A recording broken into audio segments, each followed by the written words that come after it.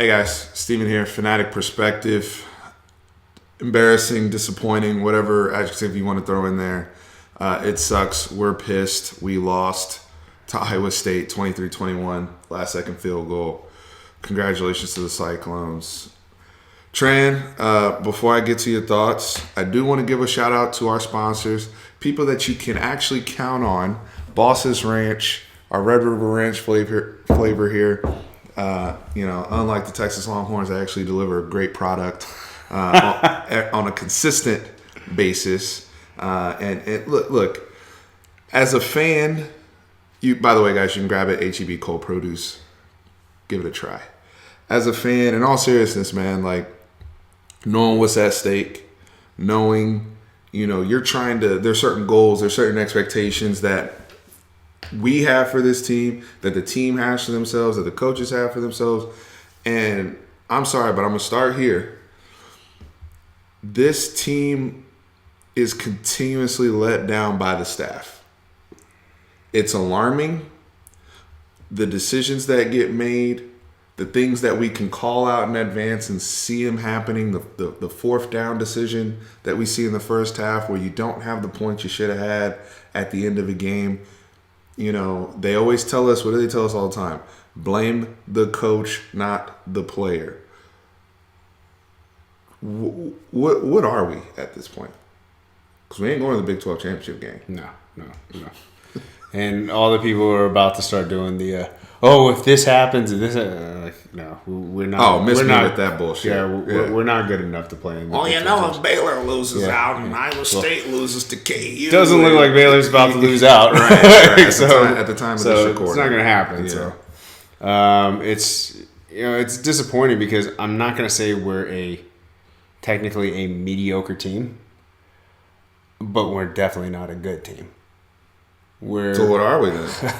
I mean, we don't play together as a team. Like we were talking about it during the games. Like, hey, it's really strange how when the defense plays well, the offense is lackadaisical. When the offense is lackadaisical, when the they don't pick each other up. Yeah, they don't. It's just we haven't put together a full game this whole season, and I honestly do think I agree with your point that it has to come down to on the shoulders of the staff in that regards, because if you look at the drives, we had 8 3-and-outs just offensively. So if anyone's going to start pointing blame at the defense, we held a Big 12 team to 23 points. We should have won that game. Yeah, with the quarterback that's probably, between him, Charlie Brewer, Sam Ehlinger, he's in the running for, all conference honors at the quarterback position. We held him to 23 points. We held him to 2 touchdowns. Yeah. Now, I know we blew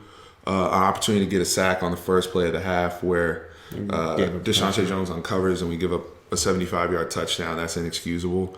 But overall,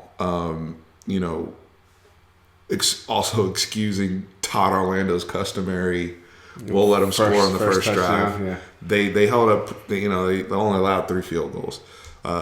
They generate a turnover. Again, we don't capitalize off said turnover.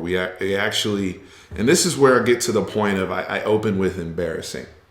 It is embarrassing to me how this offensive line, whose identity is power run game, and I know Junior Angulau is not playing, and that's something we probably should have hit more on before the game. The loss of him at right guard, and he's been one of our maulers this year. We have to move Derek Kerstetter over. We insert Denzel Okafor, and all of a sudden we start to see our offensive linemen on the ground every play. Mm-hmm. No room for Roshan or Keontae Ingram to run. We can't even run quarterback power now. Yeah. That is embarrassing. When you're Texas, when you recruit the way we recruit, when you have all the resources in the world and you can't move Iowa State off the ball for a few yards, to the point where we now have to resort to 2-minute drill the whole game and spread and 11 personnel and empty to just to move the ball, because we were going empty almost on 3rd and 1s. Yes. Think about that against Iowa State, especially if we're a power run team. That's what we're supposed to. That's our, allegedly. That's our identity, according to. That's why I started. Who are you? Who are we? Are we? Because at this point, it's like you're. And I'm sorry, man. It hurts me, man, because it's like we spent all our time and we gas this team up, and we're all excited as fans to come out and see him play. We come off a Sugar Bowl win. We have all the Texas is back bullshit. We have all this stuff going on, and then it's like, all right, we regress back to what we've always been the last 10 years. Yep. And I'm personally sick of it. You know, whether they go 7-5 or 8-4 or 6-6, wherever they go, it's not good enough for the University of Texas. I know people are going to say, well, maybe it is, Steve, because you guys have been this way for a decade. So what are we? Who are we? Well, the thing that we said, I think we both agreed with at the beginning of the season. If we don't get back to the Big 12 championship, it's a failure of a season. Yes. It's a failure of a season. I mean, it's not, hey, you get a B plus. No, this is a pass fail, and this is a fail. I agree. I don't want a Alamo Bowl bid as a fan, and you know we have the talent on the team to actually be able to win every single game that we played, and we didn't do that. We weren't able to do that with the talent that we have. Consistently underperform, and again, I go back to the run game stuff. You're not able to move people off the ball offensively. The lack of execution at times. You know, even defensively, right? Like we get home on Brock Purdy and we don't make a play. Taquan Graham misses. Overshown, who did play well today, but he misses on that play. Chris Brown loses his man. Just like it's a game of inches, guys. And still all that because of Sam Ehlinger, you're still in the game. And he missed throws all day. He missed reads at times. He had John Burke turn loose and he gives him a shitty ball. Like these things happen. But even Sam Ehlinger, he had great moments. And his great moments, you know, the fourth down play call, which I disagree with. I disagreed with it as well. When it's 20-14, I thought we should have kicked the field goal. 6 minutes left too. 6 minutes left. Play defense. Yeah. They go for it. Play sucked. It's a broken play. Now the quarterback's running all over the place. Great player makes a great play. Malcolm X makes his best play of the season. Hopefully that's more to come with the red zone weapon that he should be given his size. And making up for the lack of Colin Johnson, who probably would have been a guy that would have been targeted there had he played. But it's not, I mean, we don't hold up. And then the offsides, Malcolm Roach, right? And we haven't mentioned him yet. And did Malcolm Roach lose us the football game? No. But he lost us the opportunity to try to come back and win. To win that game. We lost the right to have the ball, we lost our fate. At that point, when you're, since it was legitimately the 2-minute drill at that point, and all we needed was a field goal. If they hit that field goal at the coaching staff beforehand, I'm sure they told them this. I'm sure I don't think these guys are just complete morons or anything like that. It's 4th and 4. It's 4th and 4. Watch the ball. Let them snap it. If you guys get to the ball, get to the ball. If not, you know, we're still alive. Right. Yeah, a penalty kills us, right? Like if we have an offsides penalty, even after the ball, even running into the kicker. That's what these are all things. Take it off. Yeah. But high school staffs remind kids of that. I'm not on the sideline, so I know people are going to make the leap and say, well, as if they instructed Malcolm Roach. No, he instinctively made a horrible play, a horrible decision to jump. He's a coach's son. It's not Malcolm Roach is not an idiot. He's a captain. He's a senior. Yeah, now it's sucks that of all the people to make that whether it's a freshman or senior, for it to be him, just indicative of how this season's gone anyway. Yeah. Right. So just more disappointment. I hurt for him personally because I love the kid, but he made a horrible mistake, and can't sugarcoat it. Yeah. It took away our fate. Or it put our fate into Iowa State's hand, I should say. That's a better way of saying it. It put our fate into Iowa State's hands. And ultimately, you know, we don't have an opportunity to get the ball back to number 11 to try to lead us down the field. Guys like Devin Duvernay, who have been consistent all year. Played another fantastic game. As Matthew pointed out, stat guy, broke 1,000 yards. That's great, but it's not good enough. No, it's not. And Tom Herman's got to address... I know I heard some of the press conference where he was questioned about some of the decisions, and somebody point blank asked him, did you feel like you got out coached? And he said, I will never say I got out coached. But His words. He said that today? He said that in the post game. So as the time we're recording this like kind of right after, guys, but I had to go outside and I listened to it for a bit. And he said he will never say he got out coached. But they did throw some wrinkles at him that they had to adjust to, and they were constantly making adjustments. What wrinkles? I'm not saying that jokingly. What wrinkles? Let's talk about the offense. Let's talk about the offense because who calls the plays? He calls the plays. Yeah, let's be real. He calls the plays. He calls the plays. So it's on you. I don't want to hear Tim Beck's name. But going to the only reason why they even stumbled into realizing that empty and the 4 wide and the 11, all the stuff they were doing was going to work in that situation was because they had to. Yeah, they had to. They had to go to their 2-minute drill offense. That's the only reason why they stumbled into it. They were being very, very stubborn that whole first half, blowing opportunities. That series where they got the Deshaun Jameson interception, what'd they do those 6 plays? Run. That's adjusting? And I think we only got yielded 17 yards off of that drive. That's adjusting. Turnover on downs. Why is it everybody else when they get a turnover they take a shot? Where's the shot play in that situation? How come everybody else when I watch teams play, and so that also goes to the other big thing because when you start to answer arrogantly like that, that's what pisses off this fan base. Mm-hmm. When you start to say shit like I'll never admit we were out coached. Stop it. And I'm not saying fire Tom Herman. I'm not that guy. I do think that this game sealed the fate for some position coaches. And I do think that it is now no longer a question that this entire staff, they were already being evaluated, but I think now decisions will be made on certain individuals. I'm not here to go into that post game. But what pisses me off is that arrogance is what led you to when you got the football back and your defense got to stop, right? Our defense got to stop. After we scored the touchdown, with 6 minutes to go, we score a touchdown. Yeah. Defense gets a quick stop. They punt the football. I think there was 4 minutes left. There were literally 4 minutes left. 4 minutes left. What happened on that drive? We went 3 and out with, I think, 0 yards gained. 0 yards gained. And what did before that drive started, and I saw the personnel trotting out there. Oh, it was easy to call that they're running the ball. Easy to call. It was John Burt's out there as the wide receiver. No Devin Duvernay. No Devin Duvernay. To even throw a little wrinkle in there. What are you doing?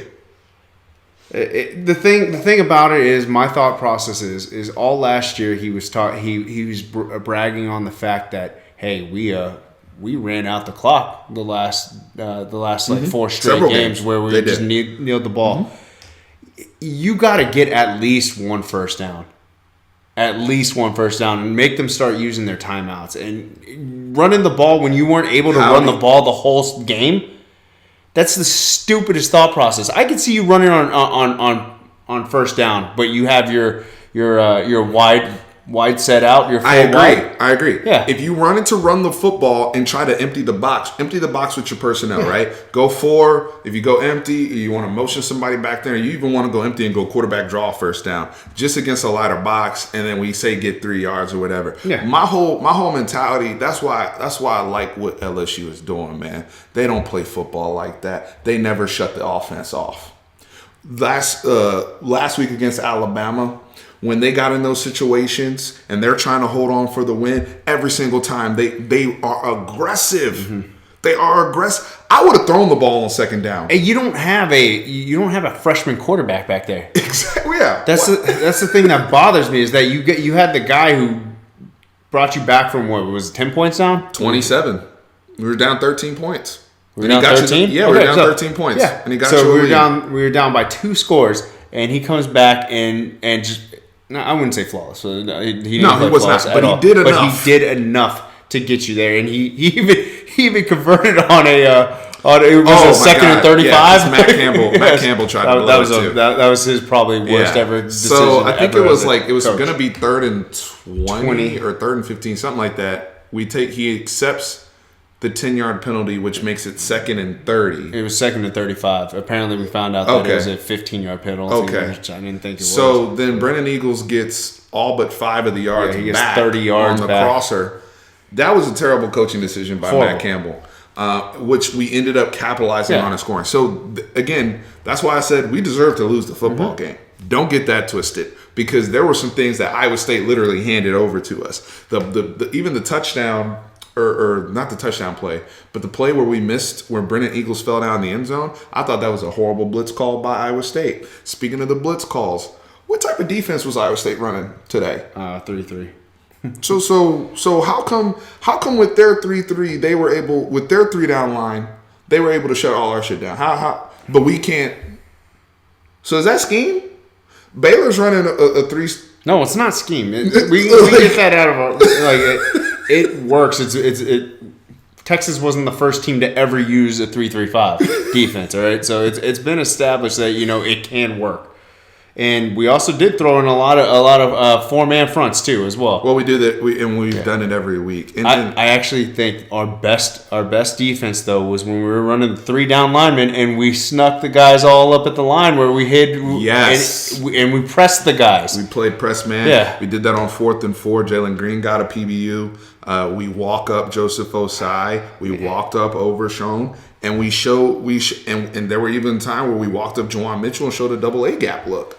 Like, those are some things that Todd Orlando did today that I really liked, and I think it actually messed Brock Purdy. They played well enough to win. I thought defensively, they gave up some the things that they're notorious for. But for the most part, if you told me they were going to hold them to 23 points, yes, they allowed 100 yards to Breece Hall. They didn't give up anything else. They didn't give up quarterback run today. They missed the thing that people are going to point to is they missed the sack on Purdy, which caused the long touchdown. But we overcame us jumping offsides too. That's it. Yeah, but that's the special teams. They're also not going to. A lot of people aren't going to touch on the fact that we had 2 also pass interference calls that got them in that field goal range too. So I mean, but point blank, we should have been off the field. Yeah, we should have, and it would have been a longer field goal. Mm-hmm. Maybe they miss, and then we run the clock out, make them use their time. I mean, the fact that you can't do what you've done so well all year, and we've all asked for them to run the football more and show these different looks. I can't put that on the running backs. There was nowhere to go.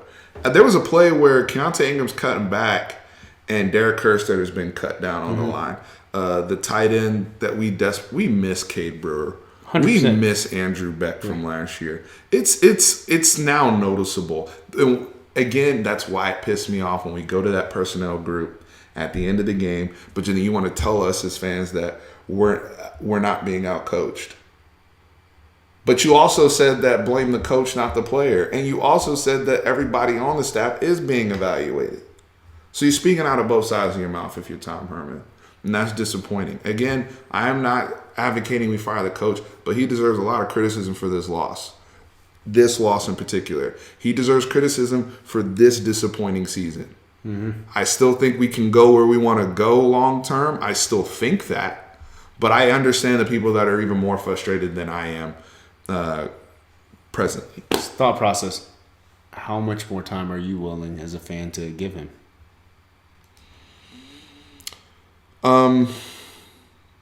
I think if he does another one of these years next year, which could be very possible because Sam's not going to have his little safety blankets. I would say one more year without going under the evaluation clause. And the reason why I say one more year is because we would then be asking ourselves, did he waste Sam Ehlinger's whole 4 years? Mm-hmm. Because we're getting potentially close to that. Now, we did win a Sugar Bowl and we had a 10-win victory. As somebody just said on Twitter, that ship has sailed. Yeah, it's gone. We're in the here and now. It's like, what have you done for me lately type of thing. So you're going to have a junior Sam Ehlinger who's now starting to break school records, and we're going to go 7-5. Really? That's the move his junior year? So now you're putting everything, and then and I don't want to hear about oh, we lost 11 people to graduate, or 8 people on defense to graduation. Everyone does. Everybody lose people to graduation every year. Does. Everybody, if you're doing it right, you should be sending people to the league. You should be reloading, not rebuilding, if you're doing it right. And at some point, if you continue the recruiting momentum, you should be stacked up and people should be ready to go. Right? So I don't want to hear all that. That's not an excuse. That can't be an excuse. I'm not giving anymore. you that excuse. I was just asking. But I'm just saying, like senior year, next year, I don't care if Colin's not here anymore. He hasn't been here half the year anyway. Like, Devin Duvernay's not going to be here. You need to find somebody else. Yeah. Right? Like, Jake Smith, he needs to be ready to go. Or Joshua Moore, if he comes back, he needs to be ready to go. Or Brendan Eagles, if you want to move him, whatever you want to do, or if you need to go get, whatever you need to do to win. Because if they don't win during Sam's senior year, then they can look at it and say, we gave you 4 years. Now, and what do you have to show for it with the best quarterback you guys have had since Colt McCoy? What do you have to show for it? So, but again, I still think they can turn. I've seen good. It's not like everything here has been terrible, right? I've seen good, but what we're seeing as a whole, and what's concerning, is the lack of consistency and the lack of growth from the staff. They're stubborn. Mm-hmm. And maybe he needs to go get somebody else. Somebody had, I think it was my cousin Andre, shout out to him on Twitter, who was saying maybe we need to go get our version of Joe Brady and let Tom, or somebody like that to take over. Whatever you got to do. Maybe that's the move, right? I'm not saying Joe Brady particularly because he's going to be locked into LSU. Yeah, oh yeah. But one of these other offensive guys or whatever. But at the same token, like, Tom Herman's hung his hat and his career and his credibility on his ability as an offensive play caller and his ability to grow quarterbacks. And he's done a good job with the quarterback. Mm-hmm. But this offense, and that's why I told y'all, so everybody that was coming at us when we were questioning the offense in the Kansas game, when everybody was ready to fire Todd Orlando, and people were telling me we scored 50 points, the offense should not be up for question. And what did I say? I said 38 points would have got you home if you did it right. Right? And you didn't even need to sweat it out. Yeah. That was also on the offense when they were turning the ball over and every week it's something different. And I got to talk to Herb Hand, man. You can't lose one person and the whole offensive line falls apart. It's not like you're replacing him with some scrub who just never played before. Okafor started in for 2017. a full year. So he knows that position, and Kerstetter knows guard. Right guard is too. Well, clearly he's not. I mean, I don't know what was going on. That's something where we got to go back to the tape. But all I know is when we were running the ball, there was offensive linemen on the ground like crazy. Right? Like you can't even run. And then we don't even run our quarterback power the way we used to. We're starting to do this stretch run BS as if Sam is Lamar Jackson. And he can get to the edge. He's not that fleet of foot. He's power football, run up the gut. Right. Keep it between it. I mean, I don't know. We do things that it doesn't even make sense for the personnel.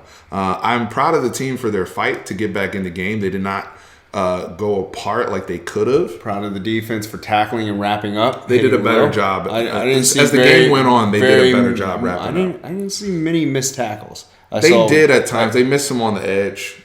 Yeah, but I didn't see many. Yeah. It's just been an epidemic for us. So I mean, no, man. Some guys play like Caden Stearns battled today. I know. I mean, he all the things he's dealing with. He got a stinger, looked like it midway through. He stayed on the field, showed a lot of toughness. Brandon Jones, Chris Brown, just being out there trying. Jeffrey McCullough coming in. Those guys, Jeffrey McCullough tried to give us as many reps as he could. Overshown, I think, had a pretty good game. Mm-hmm. They adjusted well to Kobe what was Boyce going on. even turned and played the ball in the end zone. He played. Did. He probably We're seeing some growth there. Yeah. So it's not all doom and gloom, but at the end of the day, it's about winning and losing. Yeah. And you're losing too much.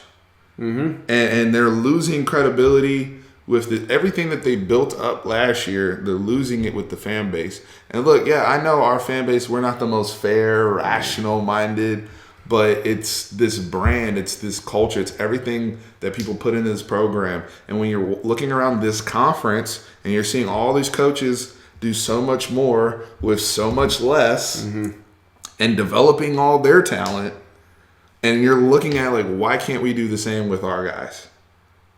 Theoretically, right? Yeah. You know, so guys, I'm curious to get everybody's comments. We'll probably go live about this later. Right now, we're just kind of reacting, and I'm sorry if it turned into a bit of a rant, but I'm also not sorry because I'm a fan, Tran's a fan, and we're pissed. I'm really pissed that you told me that he said I will never admit I was outcoached. We'll go turn on the. I'll go find the presser. If it's not there, we'll wait for it to get posted. I'll show you exactly what I'm talking about. I don't. I'm not saying you're lying. It's just like that's where you know people outside of Texas say they hate Tom Herman, is that kind of egotistical comment. It's like that type of stuff. It's like you don't have to say that. That's not going to win over recruits that you said that after a loss. So like you could say, hey, I got outcoached. It won't happen again. You can. I've even seen Belichick say it. We got outcoached. They'll say we didn't execute. Players got to play better. Coaches got to coach better. You'll see like the greats, people that have actually won something, say that. Right. So to see our coach get up there and get that, those again, we talk about. I wake up in the morning, I piss excellence. We talk about seeing the same mistakes over and over again, and then the coaching issues and the lack of accountability. Those are the type of things that concern me when I look at Tom Herman. I know he's good, because how do you evaluate a coach? We evaluate a coach on people, and this is something that is big. In-game coaching is a thing. Mm-hmm. And sometimes it's only 4 or 5 decisions that you really make in the course of the game. Sometimes most of your coaching, and if you're going to win the game or not, is really done Monday through Friday, right? Or Sunday through Friday. And then Saturday, it's really the players. But sometimes it's in-game coaching. Recruiting is a part of how you look at it, how you handle the university, how you develop people in the offseason, how you develop people during the season. Add whatever you want to that coaching checklist. But they are doing a piss poor job of in-game management. That's on Tom. Their decisions, can we throw the binder away? Like, what is the binder? Are they looking at the binder at this point? Like, I don't get it. He doesn't coach to game flow very well, it seems like at times. To be that slow to adjust to realize, you know what? I got to open it up a little bit more and let me try to get some of these people out of the box. Maybe we set up the run today.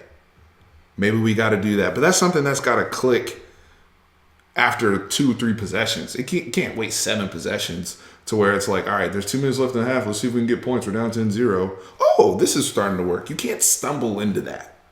That's something you got to be recognizing. Flow of the game. This is what Matt Campbell's doing. This is how he's playing me. All right, shift. All right, so guys, that's all I got to say. Trey, you got anything else, man? Nah, it sucks. It does. I mean, it's frustrating, but hey, it is what it is. You win or lose, We'll be here to answer for it and talk it out with you guys as fans. So appreciate everybody that's joined the channel. Make sure you guys subscribe, like, so we can get this video out. Some bosses. Some bosses. They'll cheer you up. Cold Produce. It's definitely going to cheer me up after this video. But yeah, you guys have a great rest of the weekend as much as you can. See you next on the live. Horns always up.